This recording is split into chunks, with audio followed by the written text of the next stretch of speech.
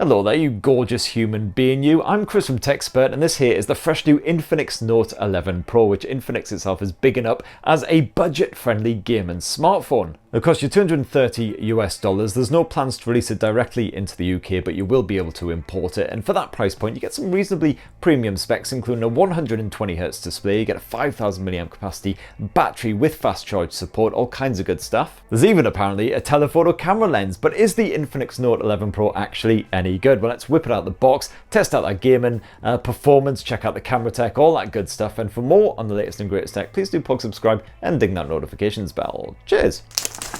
So first up, what do you actually get inside of this impressively green box besides the Infinix Note 11 Pro? Well, you've got yourself a slightly chunky power adapter, bit of USB Type-C action, a rubbery condom case to keep your Note 11 Pro in tip-top condition. You also get what looks like a dollar bill randomly, but it's actually an invitation to join the X Club, which sounds like pure filth. As it actually just seems to be some sort of a virtual fan club where you can mingle online with fellow tech nerds. And instead of a pre-installed screen protector, you do actually get one just bundled in the box there, so you can decide whether you want it on or not. Although whenever I try and put one on myself, I always end up with bubbles everywhere and I just get cross and smash things. And that's it, everything that you'll find in there.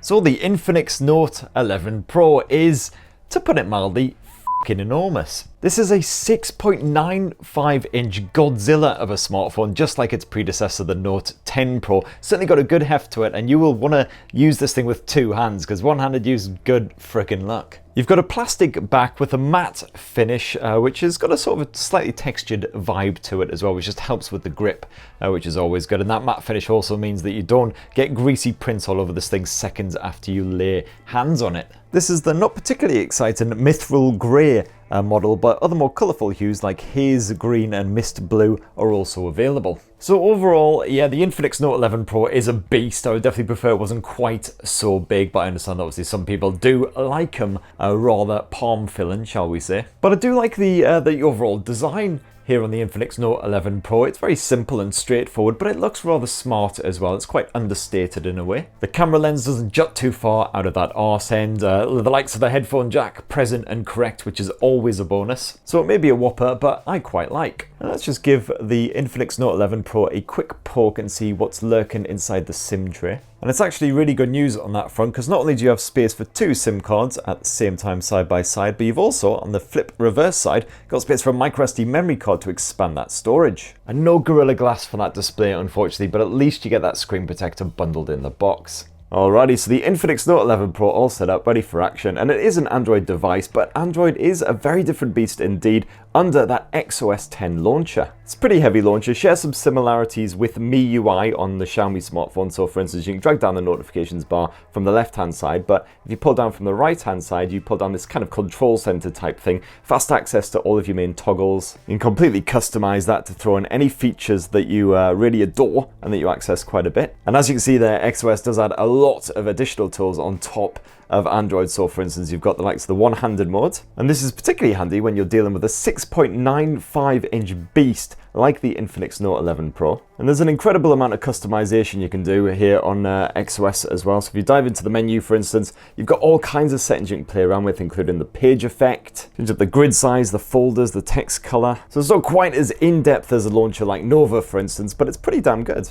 And as with custom launchers like Nova, you've got plenty of gesture support thrown in there as well, which you can fully customize. And like a lot of other launchers, you've also got your own themes app, which you can use to completely change up the look and feel of your desktops in just a quick tap. And then also, if you flick right from your main desktop, you'll see you don't get the Google Discover feed. You get a custom set of widgets, basically allowing you to quickly start a bit of exercise, shows you your recent apps. And you got the smart scenes as well, which can show you upcoming events and all kinds of shenanigans. Check out the latest news headlines, read about people expelling blood from lower body orifices. And this is just the tip of the iceberg, really. There are so many different bonus features and other bits chucked in here that you don't get on standard Android. Far too much to even begin to go into. But of course, rolling with a heavy launcher like XOS also has its downsides. For instance, God knows how long it's going to be before this thing gets an Android 12 update. And also, while you get standard staple Android features like the apps tray and everything, if you actually flick into the apps tray, it is an absolute horror show, because look how much crapware you get pre-installed on this bloody thing. I mean, it'll take you the best part of a day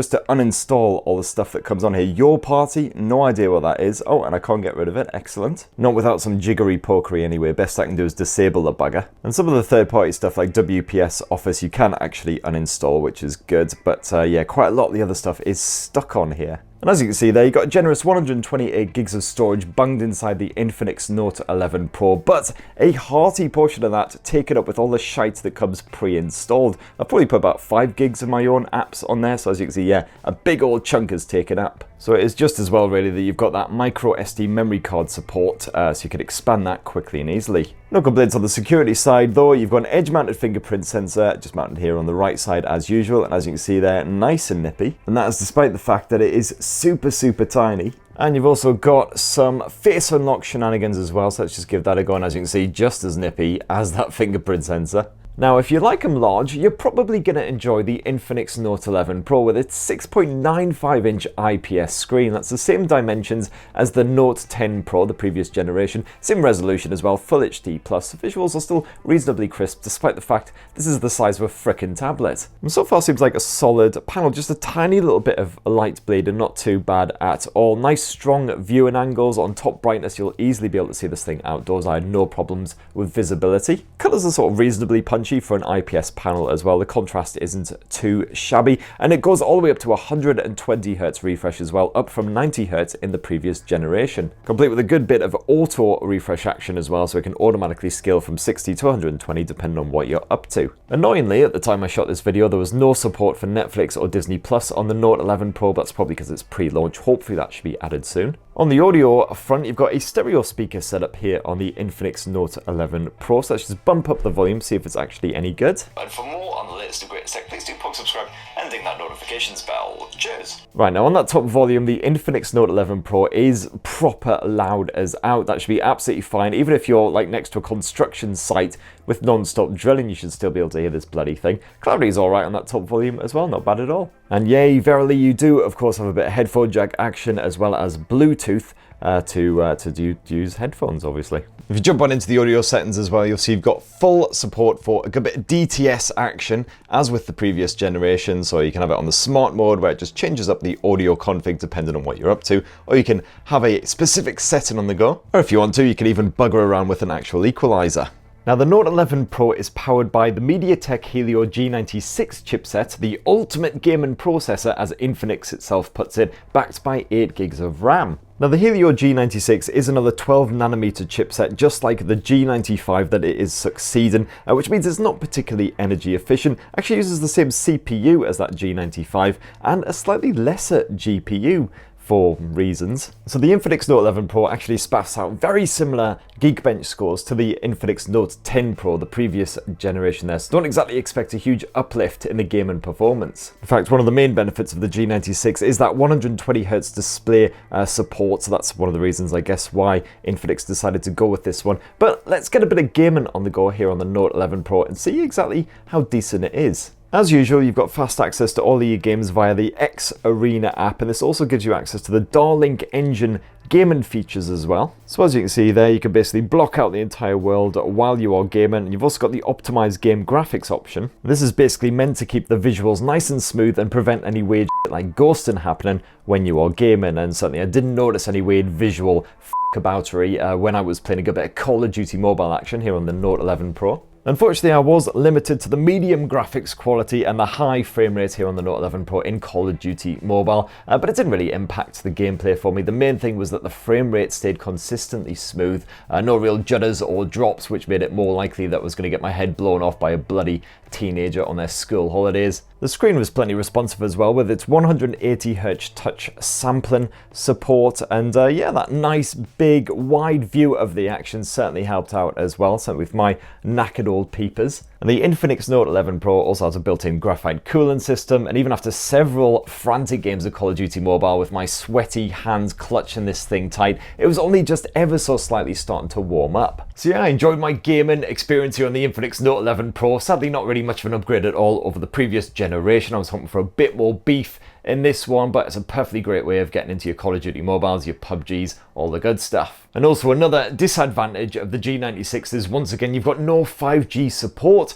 here on the Infinix Note 11 Pro. So if you're going to want a bit of 5G at this sort of budget price point, you're going to have to look at the likes of the Nokia G50, the Moto G50. I have rounded up my favorite 5G budget smartphones in 2021, so go check out that video for an idea of what you could get. Now, battery life, and the battery tech hasn't changed up at all here on the Infinix Note 11 Pro compared with the Infinix Note 10 Pro. It's once again a 5,000 mAh capacity cell with 33 watt fast charging. And that's absolutely fine by me because the battery life on the Infinix Note 11 Pro, once again, absolutely stellar. You'll easily make it through a full day of use, even with lots of screen on time, media streaming, camera play, all that good stuff. As an example, I got up just over 2 hours ago. I've had this thing turned on pretty much non-stop. I've done gaming on Call of Duty, I've streamed YouTube trailers, had a play around in the UI, taken some test shots, all that kind of stuff, and it's only down to 88% from 100. As for the camera tech, well, that has changed up a fair bit from the previous generation, although once again it is spearheaded by a 64 megapixel primary sensor. Now, the XOS camera UI is very much like XOS, very much love it or hate it. It's absolutely dense with different tools, features, toggles. Like just up top, you've got a toggle for your HDR. You can boost it up to a 64 megapixel shot, otherwise it is 16 megapixel by default using 4-in-1 pixel binning. You've got your various filters that you can play around with naturally.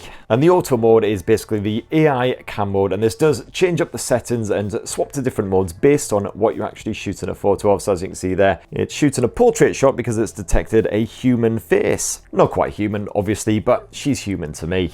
I love you, Veronica. There's also tons of other bonus modes that you can swap to if you want, including the obligatory beauty mode. Let's just leave that well alone. Of course, good old portrait mode. You've got a super night mode as well for when things get dark. It's like most other smartphones these days, just plenty of things that you can play around with if you like. And considering this is a budget smartphone, it does a respectable job of spaffing out decent family pics. You know, it can capture pets and kids at play, as long as the lighting isn't too dim. Fairly natural looking colours as well. You get occasional saturation when you're shooting in bright light. High contrast, this thing is definitely not a fan of, and any kind of motion in low light. Basically all of the usual budget smartphone woes. And that super night mode really does help to brighten up a snap as well, although it doesn't really add much in the way of clarity or anything as well. So you're definitely going to want to get some good lighting on the go if possible. But one of the major changes for the Infinix Note 11 Pro versus the old 10 Pro is the fact that you've now got a 13 megapixel telephoto lens rather than an ultra wide angle shooter. And as you can see there, this seems to offer a 2x optical zoom, but you could also punch all the way in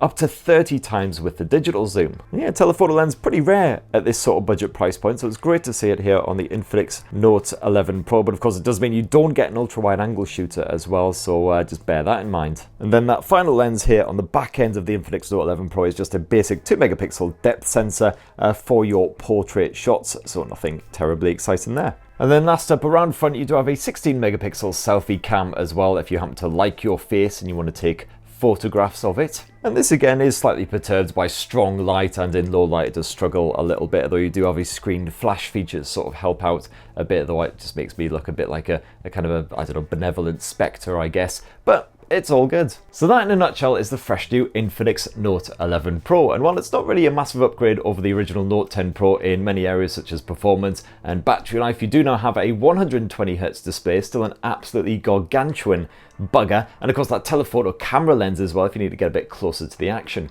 XOS is still laden with crapware, of course, and there's still no 5G support on this thing, but you know, those minor grumbles aside, you've got pretty much everything on here that you'll need, the likes of expandable storage, a headphone jack. So what do you reckon? It'd be great to hear your thoughts on the Infinix Note 11 Pro down below. Please do subscribe and ding that notifications bell for more on the latest and greatest tech, and have yourselves a fantastic rest of the week. Cheers everyone, love you!